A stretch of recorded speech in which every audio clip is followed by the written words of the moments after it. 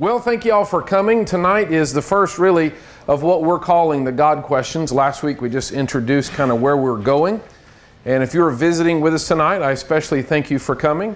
We're going to have a friendly discussion. We're not going to try to intimidate or make fun of anybody that might disagree with what we're talking about and the answers that we're going to be discussing. But this goes back to these particular questions. There we go. These questions are the ones we're going to go through in sort of 4 major areas and then 4 less common areas. But what I asked last week is, can you answer these questions, each of these questions, in 60 seconds or less? Not all of them together, but each one. And the reason why, one, if you can, you've got a pretty good handle on the basics concept in that. Number 2, that's all you're probably going to have anyway. Not just because you're maybe in the line at Walmart or the grocery store, but that's about how long people will give you and decide that they're not going to listen to you anymore, even if you go on another 10 minutes. So let me encourage you to think about these particular questions.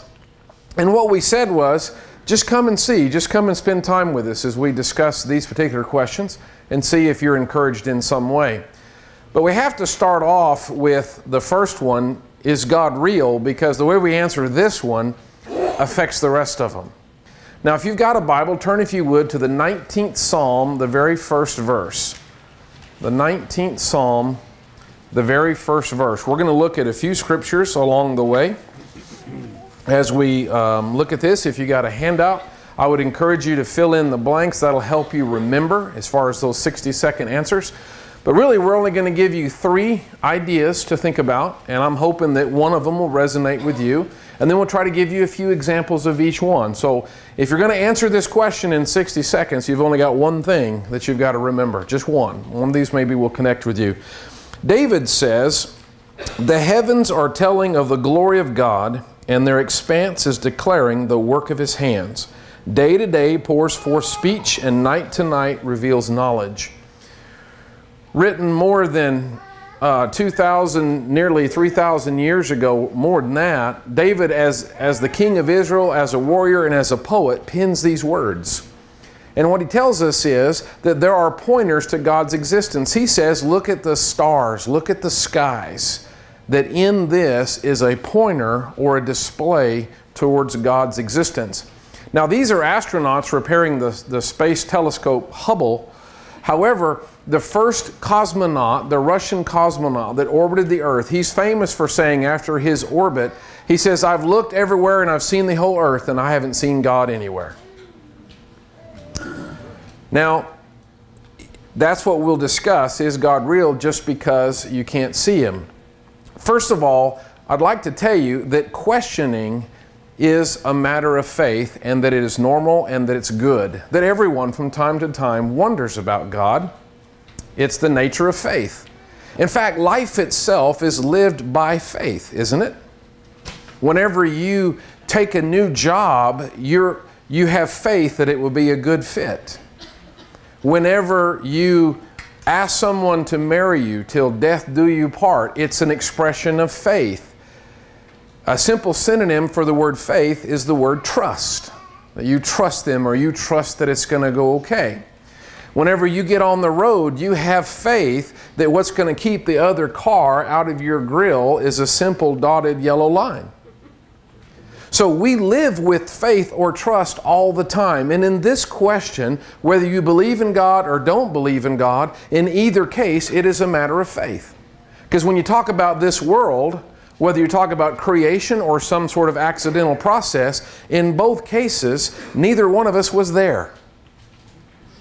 Anybody that old? Anybody? And so for every single one, it is a matter of faith. But now when you say faith, it doesn't mean that faith is blind or that it's unintelligent or you have to take your brain and put it in a can to have faith. Because true faith is a result of questioning, of searching, and of experience.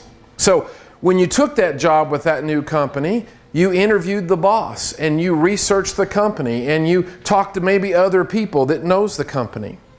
When you got married, surely you met them before you said, "I do." And that you went and visited the in-laws and said, "This is my future." Maybe you had some premarital counseling before the ceremony. So when we talk about that we have to have faith in something, that doesn't mean blind faith or no thought process. True faith is educated by reasoning and experience.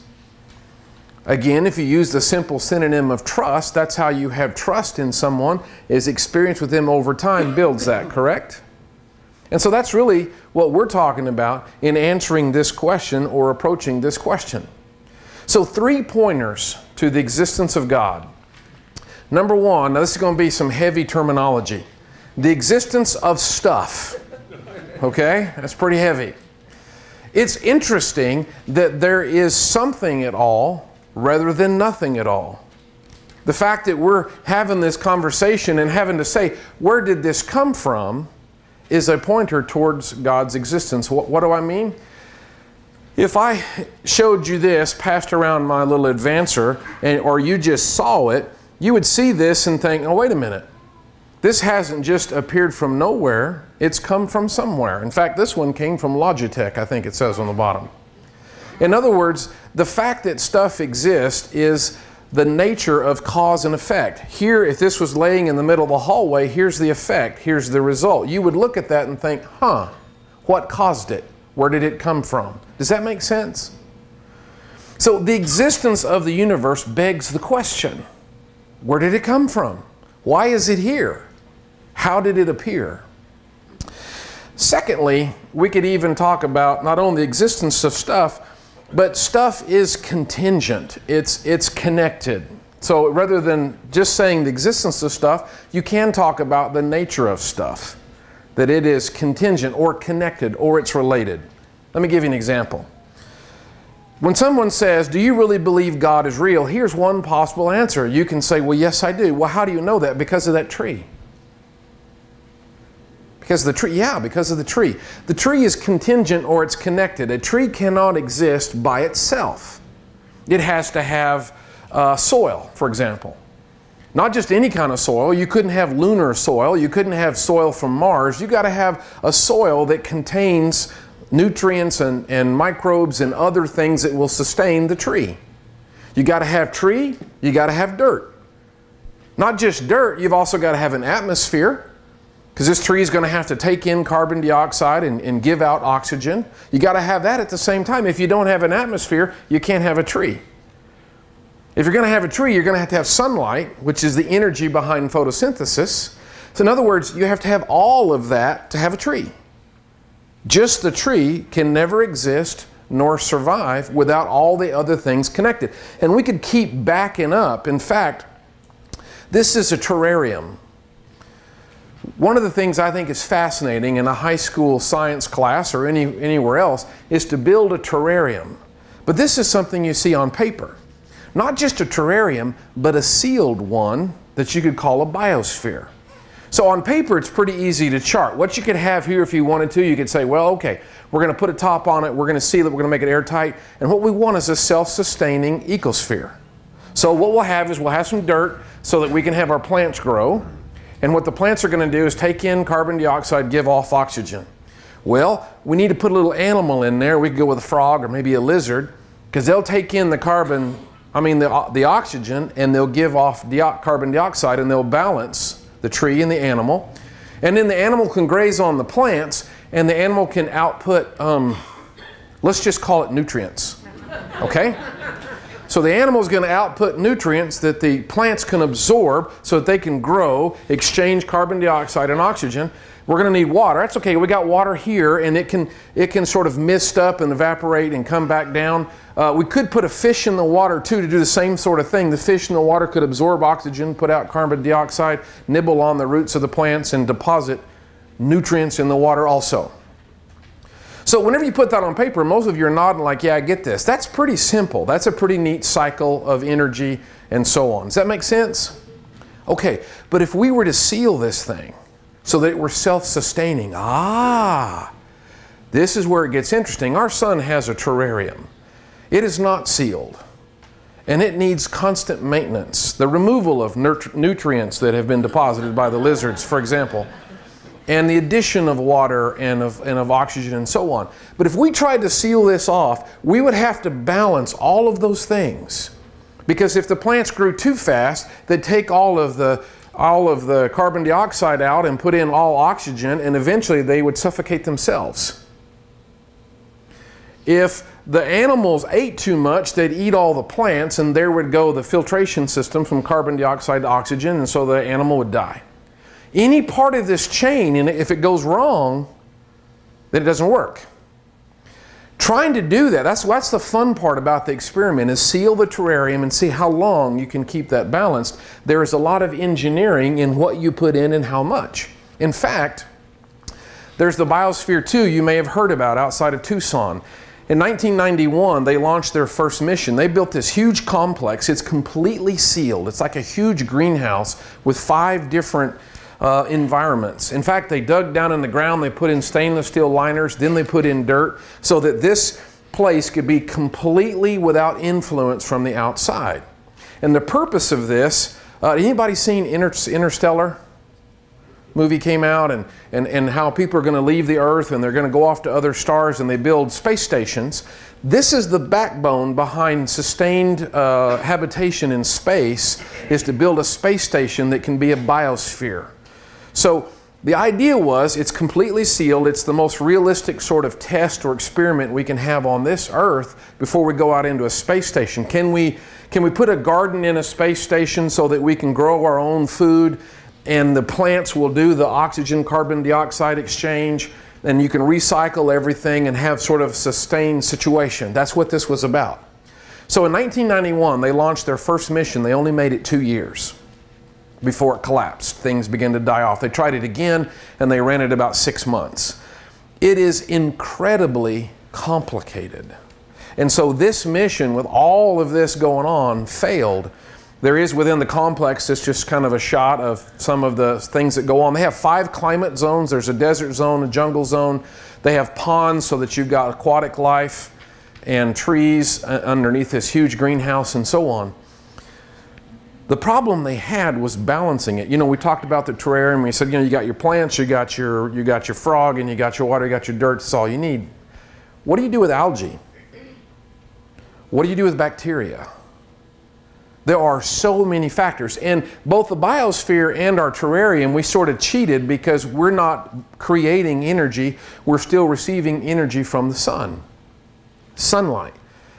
One of the problems the biosphere had is they also cheated, if you will. They used a tremendous amount of energy to heat and cool this area. Because you can bring in all the sunlight, and that brings in energy, but you've also got to cool. You got to maintain your temperatures.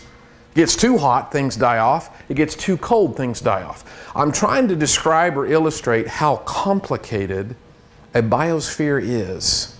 All the different organisms, all doing their thing and interacting. You got to have energy that's introduced into the system. You got to manage your temperature. You got to have a force like gravity to keep things in the right place. And I could go on and on and on, and those that really know this stuff can give you a lot more detail than that. So what's my point? Everything in the universe is contingent. It's connected. Because if one thing goes wrong, the whole thing fails. One of the issues they had, they introduced cockroaches into this because cockroaches are really good at dealing with debris, and they got out of hand. Now, this wasn't in South Texas. They're already out of hand in South Texas. But they couldn't balance all of the forces that was in this system. It's just way too complicated. You and I live in, this is called Biosphere 2 because the first biosphere we live in is the Earth. And as we spin around the sun in outer space, our biosphere has stayed beautifully balanced for a very long time. Frankly, it's very impressive. So you've got a couple of choices. Either all this was put together or it's happened accidentally. And if you go back to a smaller, simpler version of the tree just can't evolve. It's got to have with it the soil and the right atmosphere and the right sunlight. All those things have to happen at the same time. You can't have one stage and then you add a stage and then you add a stage. It all comes in at once. Think about the Earth's biosphere. You've got to have all of these factors happening at the same time for it to stay balanced. So how do you do it incrementally? Go to your simple high school terrarium and you can't do it. Put in just dirt and water and see what happens. Or put in just plants and see what happens. The accidental model tells us that plants existed for a huge amount of time and then animals showed up. In your terrarium, if you just put plants in and you don't have animal life, you can't balance it. You've got to have all of the ingredients at once. Turn, if you would, to Hebrews chapter 11. Hebrews chapter 11, verse 1. The Bible tells us what faith is. It says, now faith is the assurance of things hoped for, the conviction of things not seen. So our goal then is to have a faith that is assurance. Will we be able to prove that God exists? No, it's still going to be a matter of faith, but can we present evidence that assures us of God's existence? That's what we're about this evening. So, first point of God's existence, stuff exists. Here we are. How do you explain here you are? Number two is the nature of stuff. So, all right, everything's contingent. If you think about the terrarium or the biosphere or whatever you'd like, everything in your terrarium is temporary. Let's put it all in this circle. I'm going to ask you to try to back way up in your mind, back way up where you can see everything that exists. Put everything that exists in this circle.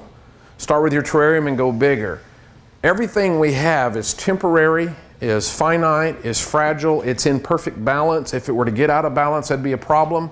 If the earth were to change its rotation speed, we'd either get too heavy to live or we'd get thrown off. Everything is really precise. The sun is just the right kind of star. It's burning itself up, right? It's converting gases through a combustion process. They tell us that the sun, like the other stars, has about 98% of its original fuel. So we've got a day or two to go still. But that says there is a time coming when it's going to burn out.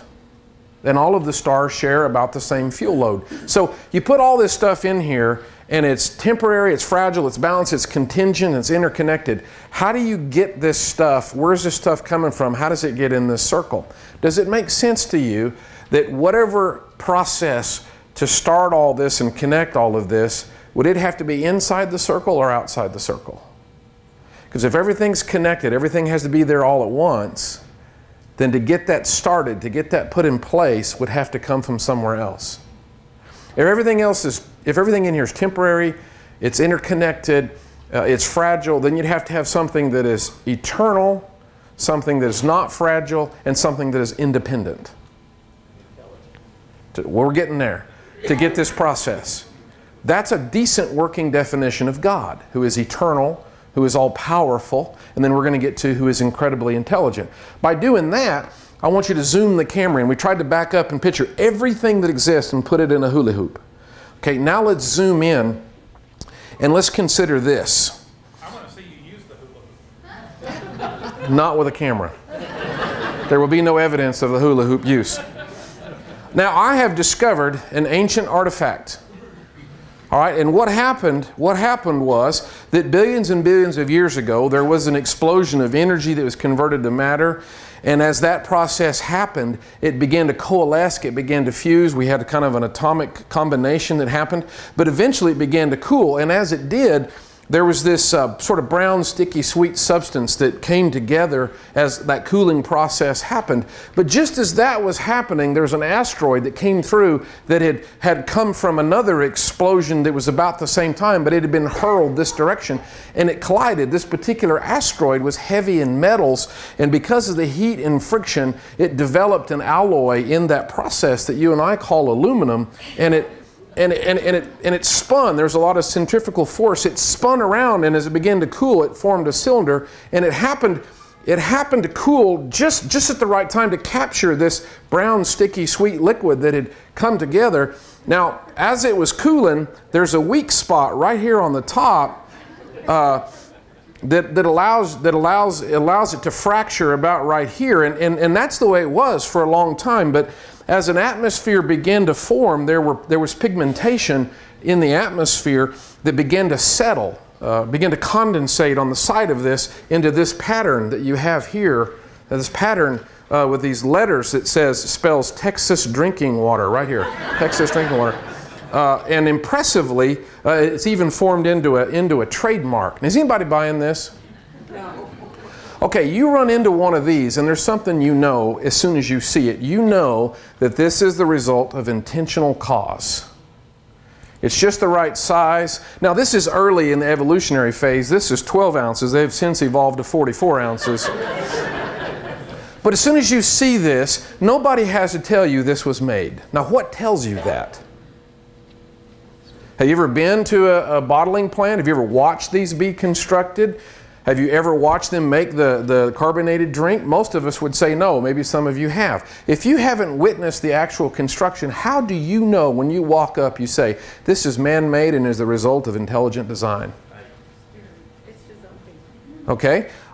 My faith is, because I've not seen this made, nor have I seen the product put in it, right? So I'm going on faith, because I wasn't there when this was made. You following me? But my experience says this has every hallmark of something that was of intelligent design. It was made on purpose. All right? Now, those of you who have a banana, I didn't try to buy enough banana, but if you got a banana, get your banana out. Okay? Now, the banana is an amazing thing. It is packed with bodybuilding calories and nutrients. It's pretty easy on the stomach. It comes with a comfortable non-slip covering. It also has an amazing feature that the covering will tell you about the contents inside. If it's green, you know to wait. If it's yellow, you know it's just right. If it begins to develop a lot of black spots, you know it's time for banana nut bread.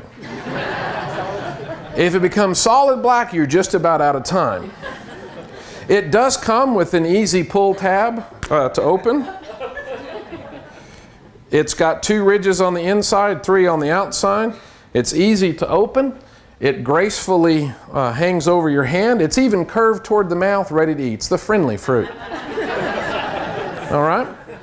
This is so amazing that given the proper circumstances, you can actually place this somewhere and it will reproduce itself. And this will sustain life. Now here's what I'm trying to say. We looked at the hula hoop, we backed way off, we said, wow, everything has to exist because it's connected. But then we said, let's just look at some of the stuff that does exist. The nature of stuff. Now here's what I think is interesting. I can't imagine, I suppose it's possible, I can't imagine convincing anybody that this is an accident. Not to pick on anybody in the room, but I can't imagine saying, boy, did you hear about the big explosion at the refinery in Big Spring, big cloud of smoke, big fireball, and you know what came out of it? I can't imagine anybody saying, well, yeah, that's obviously an accident, but somehow we've been conditioned to think, well, this is. And I would argue that this is a far superior and better designed product than this. And that's just a simple example. Somebody says, you really believe that God is real? I sure do. Well, what makes you think that? A banana? You got 60 seconds, a banana. One day I was just thinking about how impressive a banana is, and I'm just unwilling to believe that was all an accident. I don't think my Dr. Pepper can's an accident, and I think the banana is a lot better product than that. You really think God is real? I do. Well, what makes you think that? My son's terrarium. Your what? Yeah, my son's terrarium. I would never be able to sustain that lizard's life with all of the factors that would be necessary, and yet we walk around and enjoy that all the time. The best scientists around in this field tried it, and they've not yet been able to do that. That's why we still don't have the hope of a sustained space station. We can't carry enough oxygen bottles. It's complicated. It's complicated. So the existence of stuff points to the fact that God is real. The nature of stuff points to the truth that God is real. Another one of the ponds that had the aquatic life in it. The biosphere too was still a simple idea compared to what you and I live in. Here's another just interesting little piece. We talked about how the Earth's atmosphere sustains itself, regenerates itself, and then we have a moon. Now the moon has no atmosphere, it has no life-giving soil or water, so it's not a biosphere. But yet it orbits around the Earth. We've wondered for a long time, where did it come from? The scientists have asked, where did it come from? And it's sure gotten beaten up in the past by all the craters and pockmarkets on it. The Bible talks about God putting it in place from the beginning, because contingency says you can't do this step by step. You've got to put it all together at the same time so that it all works and is balanced. Well, one of the great things that our moon does, besides give us something to look at night, is it creates all of the current and the tidal flows in our oceans. It's a gravitational pull. As it circles around the earth, it pulls the water with it, and so the oceans are always chasing the moon. I'm told that one of the most fertile and productive environmental zones in our planet are the coastal zones, the marshes. Because of the moon, it'll pull the water away, and then it brings the water back, and it creates these currents and eddies, and so you have a lot of land all around the coastlines that are marshes or coastals or however you want to think about it, that creates and sustains life. One of the impressive things about Golden Gate Bridge is looking down. There's man's creation. The Golden Gate Bridge is impressive, but look down and watch all of the water that comes from Central California blow through that little gap every tidal change. It is a vicious and stunning current, which is why it and Monterey and other bays are such powerful fisheries, because of the current and the movement that brings bugs and little fish and big fish and all kinds of stuff back and forth as a result of the moon. Contingent. Now this is for marks. I was going to get a good team to show, but I just started with this one. Here's a simple way to talk about contingent. Contingent means connected, right? You can't have a team without everything going with it.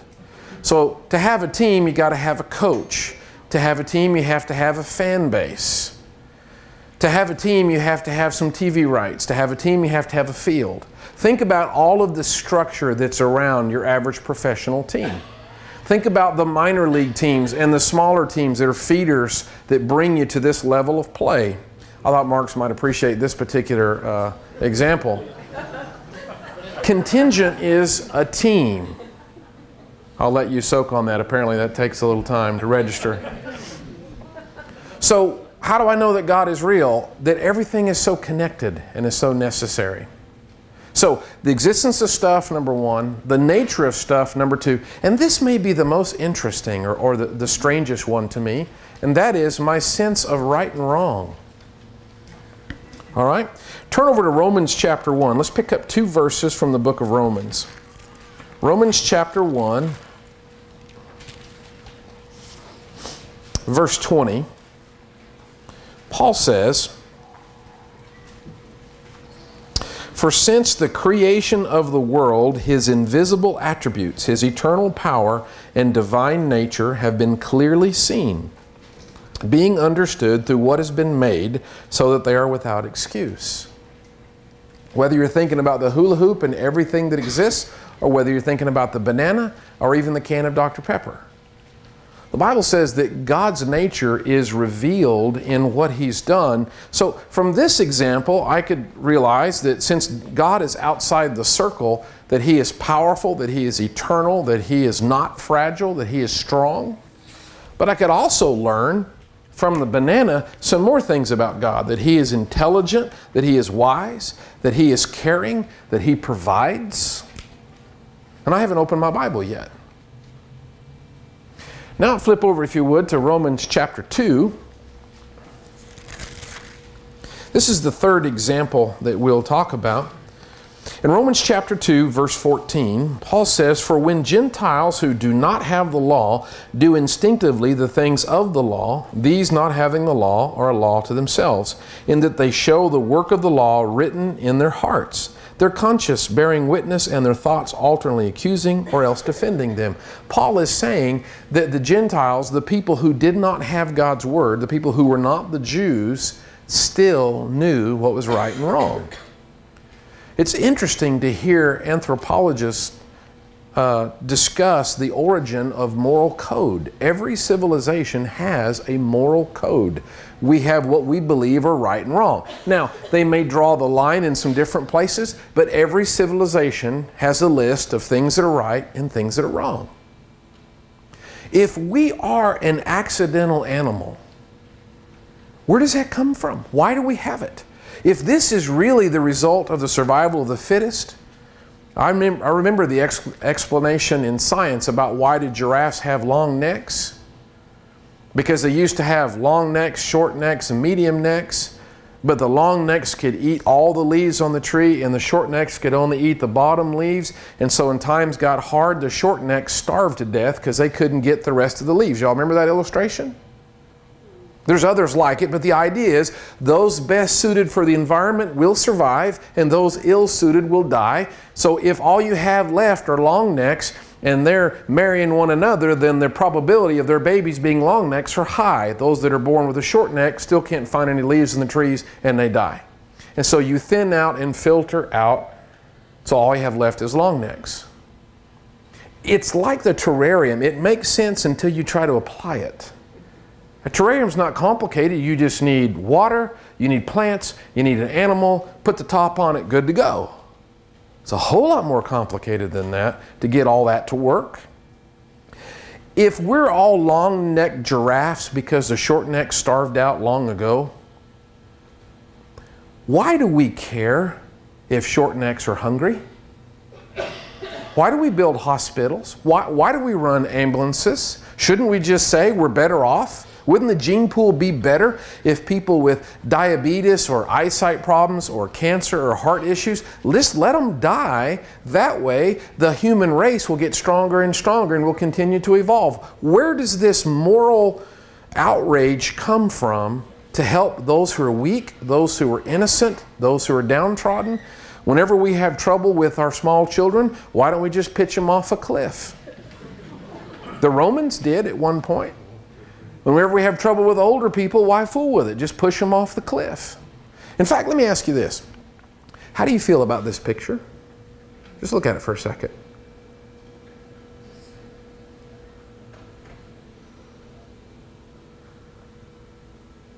Some guy getting beat up. Does that bother you at all?